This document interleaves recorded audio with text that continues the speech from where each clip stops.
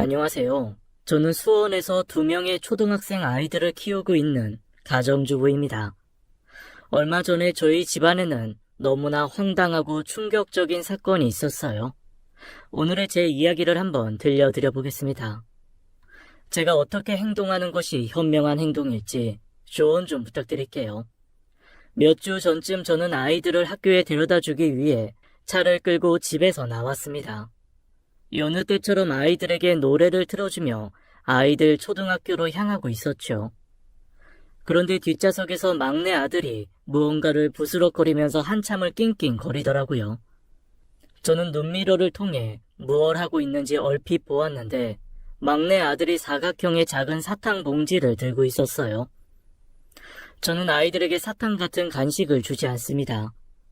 치과에서 아이들이 이가 약해서 설탕 같은 당에 충치가 잘 생기는 체질이라고 했거든요. 그래서 저는 웬만하면 자연식으로 간식을 직접 만들어주고 있었어요. 무엇보다 며칠 전에도 충치 치료 때문에 치과에 다녀온 터라 예민해져 있었는데 아들이 뒷좌석에서 사탕 봉지를 뜯으려고 낑낑거리고 있으니 황당했죠. 저는 아들에게 그 사탕 어디서 난 거냐고 물었고 사탕을 먹으면 이가 아야할 수 있으니 뜯지 말라고 했습니다. 막내 아들은 나도 몰라. 그냥 여기에 떨어져 있던데? 라고 하더라고요. 그걸 본 첫째 아들이 막내 아들한테서 사탕을 뺏었어요. 그리고 저에게 엄마 이거 사탕 아닌 것 같은데? 라고 하더라고요. 저는 고개를 갸우뚱거리며 일단 운전 중이었기에 아이들이 들고 있는 건 가만히 제자리에 놔두라고만 했습니다. 그리고 아이들은 학교에 내려주고 저는 아까 막내 아들이 찾은 사탕 같은 물건을 뒷자리에서 찾았죠. 저는 그때까지만 해도 그저 남편이 어디서 바꿔서는 아무 생각 없이 뒷자리에 던져둔 사탕이라고만 생각하고 있었습니다. 아이들 통학시켜줄 때 제가 차를 쓰곤 하지만 평소에는 남편이 이 차를 대부분 사용했거든요. 저는 제가 사탕이라고만 생각했던 물건을 찾고선 그만 깜짝 놀랄 수밖에 없었어요. 그건 사탕이 아닌 남성 피임 도구였어요. 저는 순간 머릿속이 하얘졌습니다. 도대체 이게 왜 여기 떨어져 있는지 저로서는 도저히 이해할 수 없었거든요. 왜냐하면 저희 부부는 피임을 하지 않아요. 신혼 때부터 피임 도구를 사용한 적이 단 한 번도 없었어요. 무엇보다 아이 둘을 키우면서 저도 바쁘기도 하고 힘도 들고 남편도 워낙 바쁘게 일을 하고 있어서 부부관계 자체를 잘 못하고 있었거든요.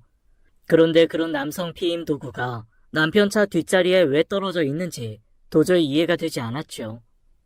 저는 이해가 되지 않은 상황에 화도 나고 했지만 평소 가정에서의 남편의 모습을 떠올리며 무슨 사정이 있을 거라고 생각했습니다. 저희 남편은 저와 띠동갑으로 대한민국 육군 장교입니다. 평소 엄격함이 이루 말할 수 없을 정도예요. 집에 시간표가 있을 정도니 말 다 한 거죠. 하지만 다행인 점은 그 엄격함은 오직 자신에게만 향하는 엄격함이고 저와 아들들에게는 딱히 자신이 만든 룰을 강요하지는 않습니다. 연애 때에도 남편은 길에서 쓰레기가 생기면 그냥 버리는 법이 절대로 없었고 항상 자신의 가방에 넣어 집에 가지고 갈 정도였어요. 길에서 나이 드신 노인분들이 무거운 짐을 들고 가는 걸 보면 꼭 자신이 달려가서 짐을 들어주는 사람이었죠. 항상 자신은 가족과 그리고 군인으로서의 명예가 가장 중요하다고 말하는 사람이었습니다. 그렇게 제가 아는 남편은 절대 밖에서 허튼 짓을 하고 다니는 사람이 아니었어요. 저는 그날 저녁에도 평소와 똑같이 행동하며 퇴근한 남편에게 식사를 차려주었습니다.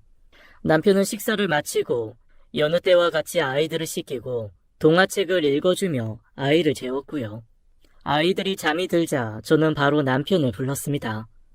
남편과 마주보고 앉아 저는 아무 말 없이 남편에게 단도직입적으로 물어보았죠. 당신 나한테 혹시 숨기는 거 있어요? 있으면 지금 말해줘요. 아니, 숨기는 거 없지. 무슨 일 있었어? 사실 오늘 당신 차에서 뭔가를 발견했어요. 지금 솔직하게 다 말해주면 좋겠어요. 남편은 그런 저의 물음에 그저 자신은 숨기는 게 전혀 없다고만 했습니다. 저는 아침에 차에서 찾았던 남성 피임 도구를 꺼내 테이블 위에 올려두었어요. 하지만 남편은 테이블에 올려둔 남성 피임 도구를 보며 더 무슨 뜻인지 모르겠다는 표정을 지었죠. 남편을 오래 봐온 저도 지금 남편이 거짓말을 하고 있는 게 아니라 진짜 무슨 상황인지 몰라 한다는 것을 직감적으로 알 수 있었어요. 저는 그런 남편에게 이 남성 피임 도구는 오늘 당신 차 뒷자리에서 둘째 아들이 발견한 거라고 이야기를 해주었습니다. 그러자 남편은 깜짝 놀라며 대체 그게 왜 내 차에 있느냐고 오히려 저에게 되물었죠. 제 것도 아니고 남편 것도 아니면 그게 왜 차에 있는 것인지 알 수가 없었습니다. 그렇게 저희는 뒷자리의 남성 피임 도구를 남편 차에 탄 지인 중 누군가가 실수로 흘린 것이라고 결론을 지어버리고 넘어갔어요. 그렇게 사건은 잊혀가던 중 또다시 이상한 일이 생겼습니다. 집으로 주정차 위반 범칙금 고지서가 온 것입니다. 저는 남편이 웬일로 이런 실수를 했는지 의아해하며 고지서를 뜯어보았어요. 남편은 운전을 할 때도 신호는 물론 속도 제한까지 모두 지키는 사람이었거든요. 저는 고지서에 나온 위반 장소를 보며 이상하다는 생각이 들었어요. 남편이나 저나 평상시 가지 않는 지역이었거든요. 남편이 왜 저기서 주정차 위반을 했는지 궁금했던 저는 인터넷 지도를 통해 주소 위치를 검색해 보았습니다.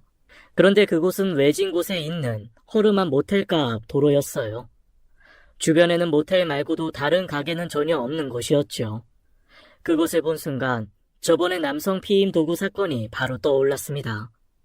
그렇게 믿었던 남편인데 제가 속았다는 생각이 조금씩 들기 시작했고 가슴은 미친 듯이 두근거리고 눈에서는 눈물이 저도 모르게 흘러내렸어요. 남편이 일을 마치고 돌아올 때까지 저는 하루 종일 초조해하며 남편을 기다렸습니다. 저는 남편이 돌아오자마자 범칙금 고지서를 내밀었어요.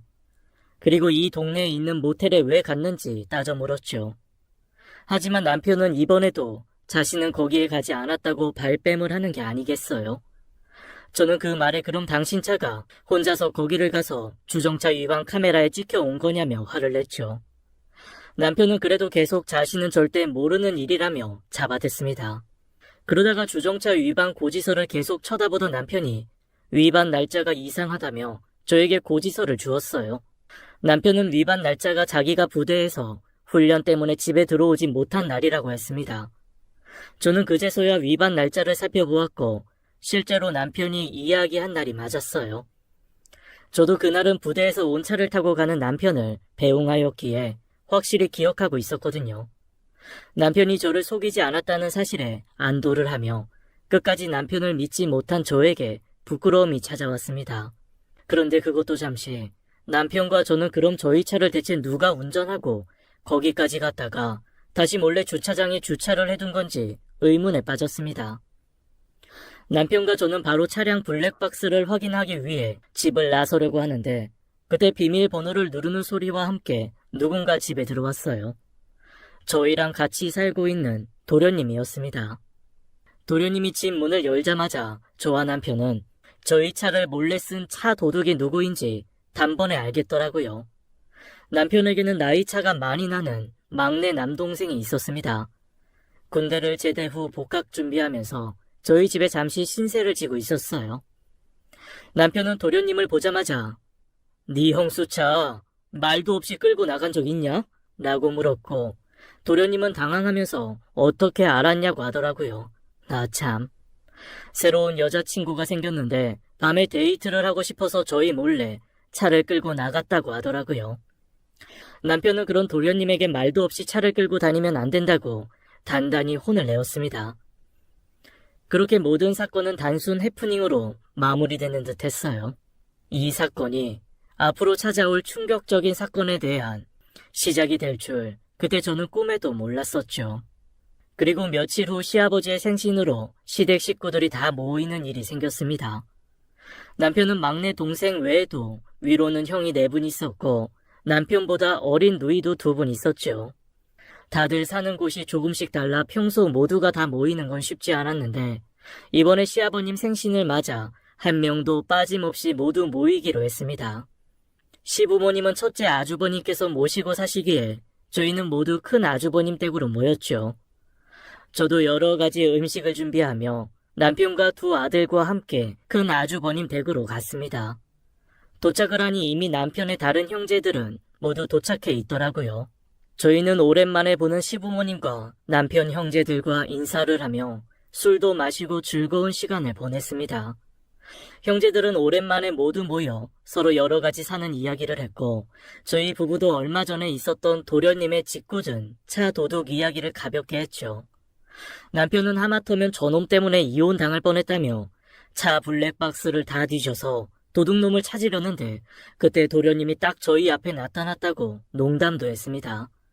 그런데 막내 도련님이 남편의 농담을 조용히 듣더니 형 차에 블랙박스가 있어? 라며 당황해 하더라고요. 저희 차는 블랙박스가 차 안에 내장되어져 있어서 다른 차들처럼 블랙박스가 노출되어져 보이지 않습니다. 룸밀러 밑에 따로 달려있는 카메라가 안 보여서 도련님은 저희 차에 블랙박스가 없었다고 생각했나 봐요. 하지만 블랙박스가 있다는 말에 하얗게 질려가는 도련님을 보니 무언가 다른 숨기는 게 또 있나 싶었습니다. 이야기는 자연스럽게 막내 도련님에게 향하자 신우들은 도련님의 여자친구에 대해서 관심을 갖기 시작했죠. 도련님에게 여자친구 사진을 보여달라고 하였습니다. 하지만 도련님은 얼마 전 여자친구와 헤어졌고 사진도 다 지워버렸다고 했어요. 그렇게 도련님 이야기는 일단락되었고 저는 동서 신우들과 함께 아버님 생일상을 준비했습니다. 그러던 중 저는 아버님께서 좋아하시던 수정가를 차에 두고 온 게 생각이 나 주차장에 가보게 되었죠. 그런데 주차되어져 있는 저희 차를 다른 차가 긁고 도망을 갔더라고요. 차의 범퍼 부분이 검은색으로 심하게 망가져 있었어요. 저는 속상하기도 하고 한마디 사과도 없이 도망가버린 사람한테 화가 나기도 하여 바로 차에 있는 블랙박스에서 사고 낸 차를 찾아보았습니다. 어렵지 않게 사고를 내고는 도망가는 차를 찾을 수 있었어요. 그런데 블랙박스 화면이 작아서 도주차의 번호판 숫자가 도저히 잘 안 보이더라고요. 그래서 영상이 녹화되어져 있는 블랙박스 메모리를 들고 큰 아주버님 집으로 다시 올라갔습니다. 남편에게 상황 설명을 하니 도망간 것이 괘씸하다며 꼭 찾아서 사과를 받겠다고 하였고, 아주버님과 신우들도 모두 모여 한마음이 되어 블랙박스 영상을 분석했죠. 그렇게 저희는 사고 낸 차의 번호판을 어렵지 않게 확인하였고 블랙박스 영상을 끄려고 하는데 신우가 말했습니다. 새언니, 우리 막둥이가 며칠 전에 이 차로 여자친구랑 몰래 데이트했다면서요? 그럼 블랙박스 영상에 여자친구가 찍혔을 수도 있겠네요. 저는 그런 신우이에게 에이, 이미 헤어졌다고 하는데 찾아봐서 뭐해요? 라고 하였지만 신우는 어머 새언니, 그러니까 더 확인해봐야죠. 대체 얼마나 잘났길래 우리 막둥이를 차버렸는지 꼭 확인해봐야겠어요. 우리 막둥이 기죽은 거 봐요. 라고 했죠. 마침 막내 도련님은 아주버님들 심부름으로 다 떨어진 술을 사러 나간 차였어요. 그래서 신우들은 도련님이 돌아오기 전까지 블랙박스 영상을 한번 뒤져보자고 했습니다. 그렇게 도련님이 저희 차를 몰래 빌려갔던 날의 영상들을 저희는 하나하나 살펴보았습니다. 그런데 너무 이상한 점을 발견했어요. 차량의 앞 영상에서 걸어오는 도련님을 발견했는데 옆에 있던 사람은 여자가 아닌 남자였던 것이었습니다. 분명 여자친구와 여행을 간다고 했었는데 영상에서 도련님과 여행을 간 사람은 남자였더라고요. 저희는 단순히 남자친구와 놀러 다녔는데 그냥 저희에게 여자친구와 놀았다고 말한 거라고 생각했습니다. 하지만 잠시 후 저희는 충격에 빠질 수밖에 없는 영상을 보게 되었죠. 멀리서 도련님과 도련님의 남자친구가 키스를 하는 게 아니겠어요? 남자끼리 뽀뽀를 하는 것도 매우 이상한 일인데 그것도 아닌 서로 부둥켜 안고 키스를 하고 있더라고요. 조금 전까지 농담을 하면서 영상을 지켜보던 남편과 저희들은 모두 충격에 빠져 아무 말도 하지 못하고 영상을 보았습니다. 신우들은 막둥이가 아닐 거야 설마 라고 했지만 흐릿한 영상 속의 남자는 제가 볼 때 막내 도련님이 맞았어요. 저는 너무나 충격적인 사실에 이제 그만 영상을 보자고 끌려고 했는데 신우들은 도련님이 아닐 거라며 다른 것도 살펴보아야겠다고 나머지 영상들도 이것저것 살펴보았습니다. 그리고 하나의 영상에서 저희는 보지 말아야 할 영상을 그만 보게 되었어요. 저와 그 영상을 보던 모든 사람들은 경악에 빠질 수밖에 없었습니다. 영상에서 도련님은 어두운 밤에 차를 인적이 드문 골목길에 세웠어요. 도련님과 어떤 남자의 낙뜨거운 대화가 조금씩 오가고 잠시 후 영상에서는 도련님과 그 남자의 신음소리만 들리게 되었습니다. 도련님과 영상 속의 남자는 저희 차 안에서 카섹스를 즐기고 있었던 거였어요. 저는 더 이상 영상을 봐서는 안 될 것 같아 급하게 컴퓨터 전원을 꺼버렸습니다. 하지만 도련님에 대한 비밀을 이미 모두들 봐버린 상태였죠. 온 집안에서는 한동안 정적만 흘렀습니다. 남편과 아주버님을 살펴보니 너무 무서운 표정으로 입을 굳게 다물고 있었죠. 잠시 후 도련님이 술을 사가지고 돌아오면 큰 사단이 날 것만 같았어요. 저와 같은 분위기를 느낀 신우들은 급하게 다른 방에서 놀고 있던 아이들과 시부모님을 모시고 생신 선물과 장난감을 사준다는 핑계로 백화점으로 가버렸고, 남편과 아주버님들은 막내 도련님이 돌아오기만을 기다렸습니다. 그렇게 아무것도 모르고 막내 도련님이 돌아왔고, 첫째 아주버님은 도련님을 보자마자 욕을 하시며 손찌검을 하셨어요. 저와 동서들이 다급하게 말렸지만 이미 도련님은 얼굴이 벌개질 대로 맞은 후였죠.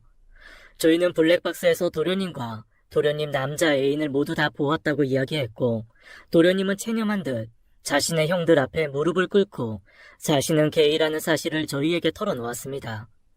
원래는 그런 성향이 아니었지만 군대에서 생활을 하면서 자신이 게이라는 것을 깨달았다고 했어요. 그리고 그런 자신의 성향을 자신조차 받아들이는데 오랜 시간이 걸렸다고 눈물을 흘리더라고요. 그래도 화가 풀리지 않았던 아주버님들은 몽둥이를 들고 나와 도련님 매타작을 하려 했고, 이에 도련님은 급하게 집을 뛰쳐나가 도망을 갔습니다. 저는 그런 도련님에게 남편 몰래 카드를 쥐어주며 친구 집이나 어디에서든 일단은 조용히 피해 있으라고 했어요. 즐거웠던 가족 모임은 그렇게 한순간에 풍비박살 나버렸죠. 화가 단단히 난 남편은 도련님 짐을 집에서 빼버려 갖다 버렸습니다. 그리고는 이제 막내는 더 이상 우리 집 가족이 아니니 어떠한 도움도 주지 말라고 저에게 엄포를 놓았죠. 그날 이후로 남편과 아주버님은 도망간 도련님을 매일 잡으러 다니고 있습니다. 남편뿐만 아니라 아주버님들께서도 모두 군인 출신이기에 서로 작전을 짜며 도련님을 추적하고 있죠. 아직까지 도련님은 잘 피해서 도망 다니고 있지만 옆에서 제가 볼 때는 점점 포위망이 좁혀 들어가는 것 같습니다. 요즘은 남편이 누군가 도련님의 도망을 돕고 있는 것 같다는 말을 하며 저를 쳐다봅니다. 저는 절대 아니라고 말하곤 있지만 제 입지도 점점 좁아지는 것이 느껴지고 있죠.